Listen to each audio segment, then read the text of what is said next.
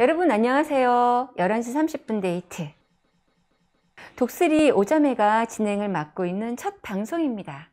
저희 독수리 오자매는 양천구의 소식을 야심차게 방송하고 양천구 소식에 이모저모를 방송하는 주민네거리에 속해 있으며 주민네거리는 코로나에 힘든 역경을 겪으면서도 벌써 주민네거리의 4기 탄생인 독수리 오자매의 졸업작품으로 따뜻하고 희망과 용기를 주는 힘찬 방송을 하고 싶어서 준비해 보았는데요. 한 분씩 졸업작품 준비해 주시면서 느낀 점을 말씀해 주시겠습니까? 저는요, 이번 방송을 하면서 방송인들이 모두 위대하다고 느껴졌어요. 왜냐면 내가 아무리 힘들고 어려운 사정이 있더라도 이건 방송이기 때문에 그 힘든 감정들 모두 내려놓고 이거에 충실해야 된다는 거, 이걸 느꼈고요. 방송을 하면서 내가 다른 사람에게 위로와 힘과 용기를 준다는 거에 대해서 이 라디오 방송이 굉장히 뿌듯한 직업이라는 걸 새삼 느끼게 되었습니다. 네. 저는 새로운 발견이었습니다. 유레카. 네. 선생님. 저는 듣기만 하다가 참여하게 돼가지고 저에게는 뜻깊은 시간들이긴 했는데요.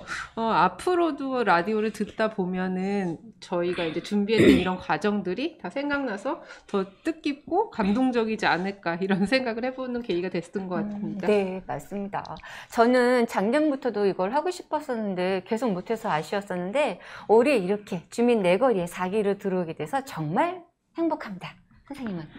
저도 접해보지 않은 것을 해보고 새로운 것을 배워서 좋았습니다. 네, 우리 모두의 네 분의 소감을 한 번씩 잘 돌아보았습니다. 저희는 여러분의 감성을 자극하는 노래와 시, 동화와 율동을 준비해 보았습니다. 첫 번째로 음악인데요. 소개해 드릴게요. 어떻게 세월이 가는지 모르게 벌써 한 해의 마무리인 12월을 맞이했어요.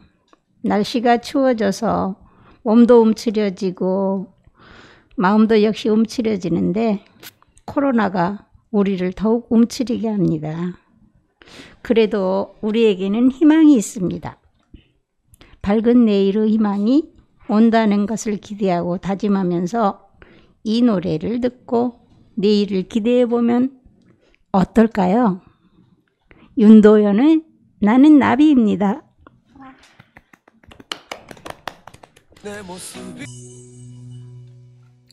윤도현은 나는 나비였습니다. 어떻게 들으셨습니까? 저는요, 지금 한 마리 나비가 되어서요, 날아보고 싶어요. 여러분들은요? 저는요, 앞길이 보이질 않는다. 그게 꼭 제 얘기 같고요. 또 나는 아주 미숙한 작은 애벌레도 또 제 얘기를 하는 것 같고 상처 많은 번데기도 또한 제 얘기를 하는 것 같아요. 그래서 이 노래를 들으면서 많이 힐링됐고요. 나는 아름다운 나비다. 언젠간 날아갈 거다. 지금 이 시대에 코로나 때 얼마나 힘들어요. 이런 노래가 작게나마 위로를 주고 용기를 줘서 정말 고마운 노래입니다. 저도 힐링이 많이 됐는데요. 저는 솔직히 너무 푹 빠져서 보느라고 아무 생각이 나질 않거든요. 샌다트 작가님, 진짜 대단하신 것 같아요. 감동적입니다. 네, 저는 이거를 보면서 진짜 새드페이퍼였는데 작품이 너무 예쁜 거예요. 귀엽고 정말 맞아요. 사실적으로 너무 묘사를 잘했고 그 그리스 로마 신화에 보면은 그 사랑의 신이죠. 에로스의 애인. 푸시케가 많이 생각이 났는데 그 지나친 호기심 때문에 에로스의 사랑과 파국이 됐는데 깊은 잠에 빠졌다가 결국엔 에로스가 제우스 신한테 부탁을 하죠. 잠에서 깨어나게 해달라. 그래서 결국에는 불멸의 여신이 다시 재탄생한 그런 그리스 로마가 있다는 생각이 났었습니다. 네. 네, 저도 계속 듣고 싶다는 생각이 들었습니다. 네, 맞습니다. 목소리가 너무 좋아요, 진짜. 두 번째로 나태주 시인의 풀꽃이라는 가슴 따뜻한 시 소개할게요. 풀꽃, 나태주. 자세히 보아야 예쁘다. 오래 보아야 사랑스럽다. 너도 그렇다. 누구든 자세히 보고 오래 보면 이쁘고 사랑스럽지 않나요? 이 시는 바쁜 일상 속에서 잊기 쉬운 주변의 소중함과 진정한 가치에 대해 감사하자는 메시지를 담고 있다고 합니다. 풀꽃 2. 이름을 알고 나면 이웃이 되고, 색깔을 알고 나면 친구가 되고, 모양을 알고 나면 연인이 된다. 아, 이것은 비밀.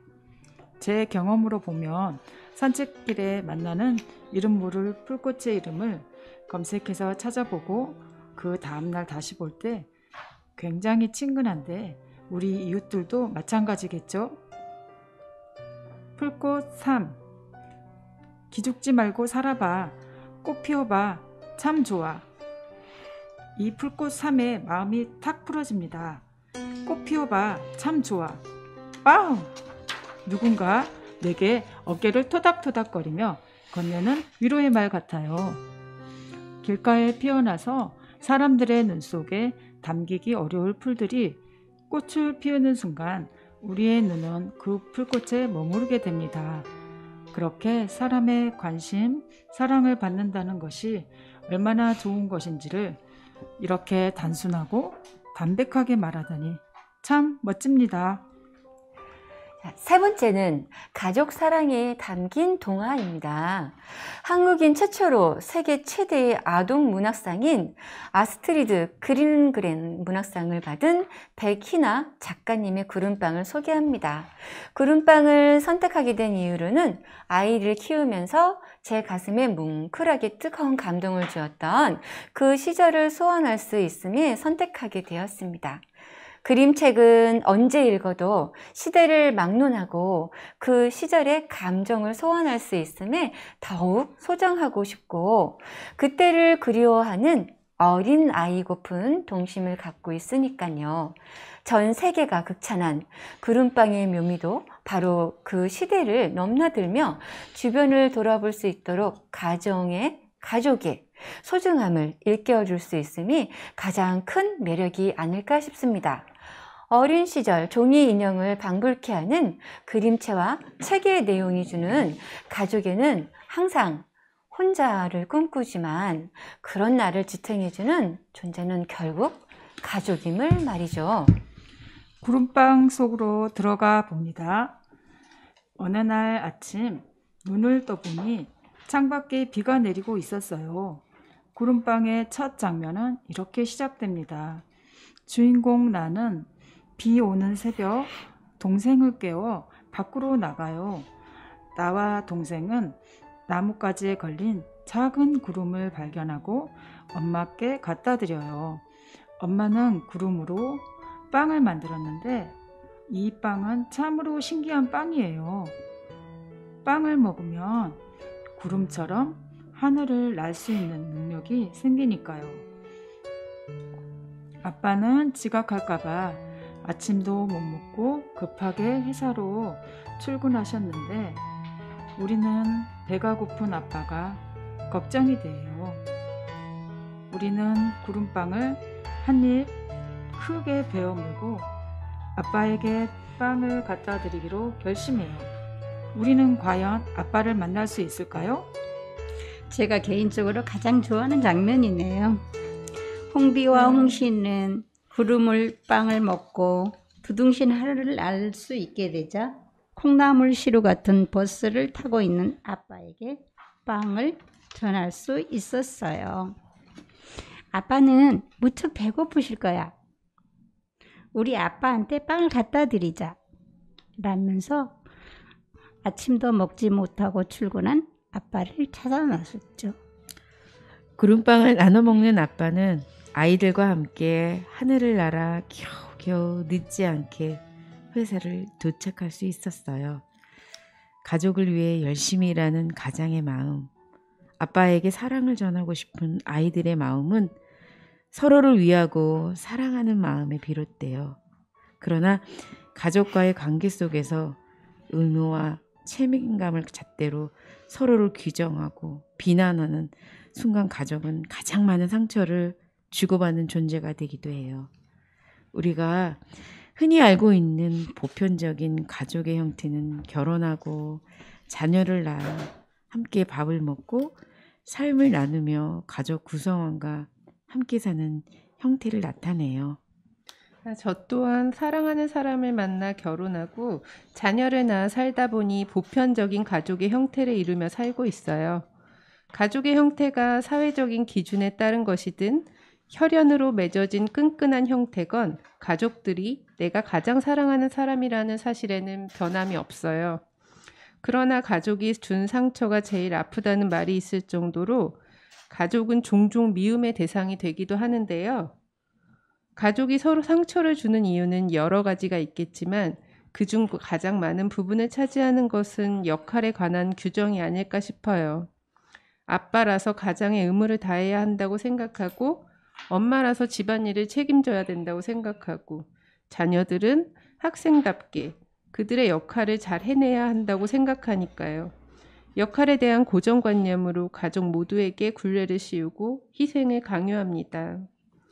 구름빵은 그런 역할에서 벗어나서 가족 모두를 어우르는 끈끈한 가족애를 주는 동화입니다. 가족은 나를 지탱해주는 존재이며 가장 힘이 되는 존재입니다.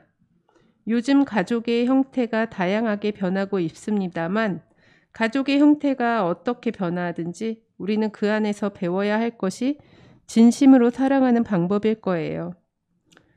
홍비와 홍씨가 아빠를 위해서 조건 없이 구름빵을 전달해 준 것처럼 진정으로 발휘되는 사랑이 무엇인지 배울 수 있는 가장 기초적인 배움의 관계가 가족이 아닐까 싶네요. 추운 겨울입니다. 곁에 있는 가족들을 위해 따뜻한 한마디 위로를 날려보시면 어떨까요? 저는 오늘도 아침밥을 함께 먹으면서 저한테 커피까지 타준 남편에게 고맙다는 말을 전해보고 싶습니다. 여보, 와. 고마워. 와, 좋으셨겠어요, 진짜. 마지막이네요. 네 번째로 율동입니다. 코로나가 금방 끝나질 않아서 전 국민 모두가 힘들어하고 있네요. 맘 같아서는 한 사람 한 사람에게 손잡고 한번 안아드리고 싶지만 시와 동화, 음악 율동으로 대신합니다. 오늘은 수능날이네요. 저는 3년 내내 수능 아침에 쇠고기 묵국을 끓여주었는데요. 저희 딸이 쇠고기 묵국을 끓여줘야 시험을 잘 볼 다고 그래서 한번 끓여주었어요. 우리 딸 이번에는 꼭 가고 싶은 대학에 붙었으면 좋겠네요. 우리 딸 화이팅! 전국의 고3 재수생 여러분, 누구보다 힘든 그 마음 잘 알고 있습니다. 모두 화이팅! 화이팅! 수능 보는 모든 학생들 원하는 대학에 꼭 들어갔음 기도합니다.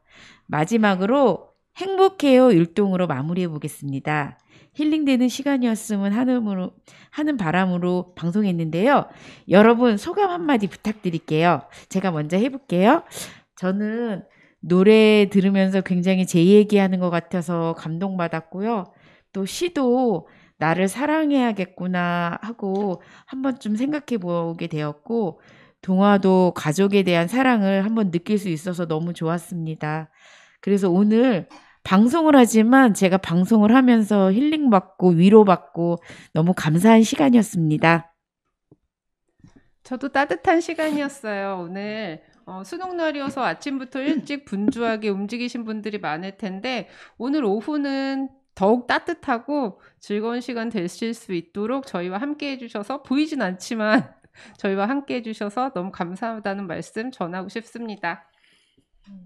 네, 저도 지금 아침부터 국 끓이고 밥 끓이고 반찬 도시락 싸가지고 이제 저희 아이들 이제 수능을 지금 보러 지금 보내고 여기 와서 우리 독수리 오자매 지금 이거를 하고 있는데요. 하면서도 내내 좀 노래, 시, 동화가 다 감격적이었어요. 아까 막 옆에 선생님 말씀하신 것처럼 그 가장 큰 상처를 주는 거는 오히려 가족일 수도 있다. 하지만 가장 큰 위로를 받을 수 있는 것도 바로 가족이다. 우리 가족 화이팅! 우리 화이팅! 독수리 오자매 화이팅! 화이팅! 저도 앞으로 독수리 오자매의 활약을 살짝 기대해봐도 좋을 것 같다는 생각이 들었습니다. 네, 여러분. 어떤 어려운 일이 있어도 절대 포기하지 마시고 혹시 내 가족, 내 친구, 내 지인, 내 직장 동료, 상사가 넌 안 돼, 넌 못해, 너 능력 부족이야, 너 왜 그 모양이야? 이렇게 기를 죽여도 절대 믿으시면 안 됩니다. 네. 자, 힘과 용기를 내시고 항상 응원합니다. 여러분 사랑합니다.